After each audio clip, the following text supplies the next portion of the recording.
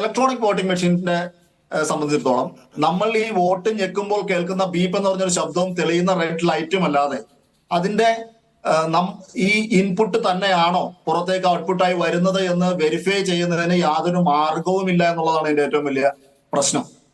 അത്തരത്തിലൊരു വെരിഫിക്കേഷൻ നടക്കാതെ ഈ ഇലക്ഷൻ സംവിധാനത്തിന്റെ വിശ്വാസ്യത സംരക്ഷിക്കുവാൻ സാധിക്കുകയില്ല. ഇലക്ഷനെ സംബന്ധിച്ചോളം 3 കാര്യങ്ങളാണ് ഏറ്റവും പ്രധാനപ്പെട്ട് വേണ്ടത്. ഒന്ന്, അതിന്റെ രഹസ്യാത്മക സ്വഭാവം, അതിന്റെ സീക്രസിയാണ്. അത് ബാലറ്റിൽ കൃത്യമായി സംരക്ഷിക്കപ്പെടുന്നു. ഇലക്ട്രോണിക് വോട്ടിംഗ് മെഷീൻ വരുമ്പോൾ അതിനെ ഇപ്പൊ ആധാർ പോലെയുള്ള നമ്പറുകളുമായിട്ട് ലിങ്ക് ചെയ്തുകൊണ്ട് വോട്ടർ പ്രൊഫൈലിങ്ങിലുള്ള ഒരുപാട് സാധ്യതകൾ ഉണ്ടാക്കുന്നു. അതുകൂടാതെ തന്നെ ഇപ്പൊ തന്നെ ഈ ബൂത്ത് വൈസ് പ്രൊഫൈലുകൾ എടുക്കാൻ ഇലക്ട്രോണിക് വോട്ടിംഗ് മെഷീൻ വന്നതിന് ശേഷം വളരെ ലളിതമായി സാധിക്കുന്നുണ്ട്. അത് മറികടക്കാനായിട്ട് ചില രാജ്യങ്ങളിലൊക്കെ ടോട്ടലൈസർ എന്ന് പറയുന്ന ഒരു സംവിധാനം ഉപയോഗിക്കും. അതായത് പല ബൂത്തുകളിൽ നിന്നുള്ള മെഷീനിലെ വോട്ടുകൾ ഒരു ടോട്ടലൈസർ എന്ന് പറയുന്ന മറ്റൊരു സംവിധാനത്തിലേക്ക് ലിങ്ക് ചെയ്തിട്ട് അത് ഈ ടോട്ടലൈസറിലെ മൊത്തം വോട്ടുകളും കളക്ട് ചെയ്തതിന് ശേഷം മാത്രം എണ്ണുക. അങ്ങനെയാണ് ഈ പ്രാദേശികമായ പ്രൊഫൈലിംഗ് ഒഴിവാക്കുന്നതിന് ചിലയിടങ്ങളിലൊക്കെ ഉപയോഗിക്കുക. പക്ഷെ അത് ഈ മെഷീൻ സംവിധാനത്തിന്റെ സങ്കീർണത കൂട്ടുകയും അതിന്റെ വൾണറബിലിറ്റിക്കുള്ള സാധ്യതകൾ കൂടുതൽ തുറന്നു കൊടുക്കുകയും ചെയ്തുകൊണ്ട് അത്തരം സംവിധാനങ്ങൾ നമ്മൾ ഉപയോഗിക്കുന്നില്ല.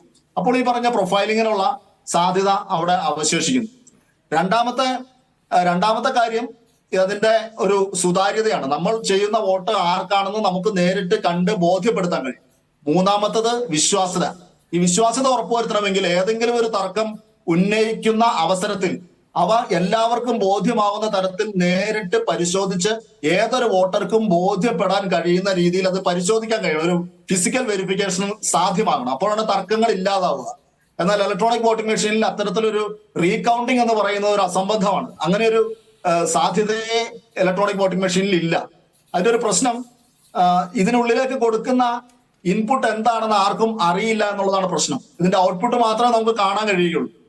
ആ ഇൻപുട്ട് എന്താണെന്ന് നമുക്ക് രേഖപ്പെടുത്തി വെക്കാനോ സംരക്ഷിക്കാനോ സാധിക്കില്ല. രഹസ്യാത്മകത കാത്തുസൂക്ഷിച്ചുകൊണ്ട് തന്നെ സംരക്ഷിക്കാൻ സാധിക്കില്ല എന്നുള്ളിടത്ത് ഈ ഇലക്ട്രോണിക് വോട്ടിംഗ് മെഷീൻ അടിസ്ഥാനപരമായി ജനാധിപത്യം ആവശ്യപ്പെടുന്ന തെരഞ്ഞെടുപ്പ് പ്രക്രിയയുടെ വിശ്വാസ്യതയ്ക്കും സുതാര്യതയ്ക്കും രഹസ്യാത്മകതയ്ക്കും വിരുദ്ധമാണ് ഇൻ പ്രിൻസിപ്പിൾ.